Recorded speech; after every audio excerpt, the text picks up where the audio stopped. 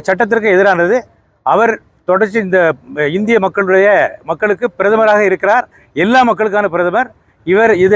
அந்த பதவியை தொடர்வதற்கு அவருக்கு எந்த விதமான ஒரு அடிப்படை தார்மீக உரிமையும் கிடையாது என்பதை நாங்கள் இங்கே வலியுறுத்த விரும்புகிறோம். தேர்தல் ஆணையம் இதில் தலையிட்டு அவருடைய தேர்தலுக்கு அவர் கொடுக்கக்கூடிய அந்த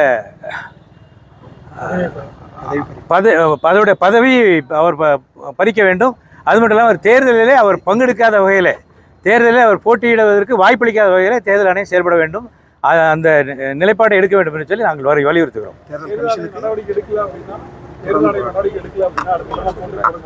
தொடர் போராட்டம் நடத்துவோம். அதுபோக சட்ட ரீதியாக நடவடிக்கையில் நாங்கள் கண்டிப்பாக ஈடுபடுவோம்.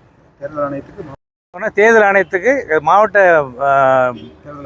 தேர்தல் அதிகாரி மூலமாக நாங்கள் இன்றைக்கி ஒரு மனு கொடுக்க வந்திருக்கிறோம். அதுக்காக தான் இங்கே வந்திருக்கிறோம்.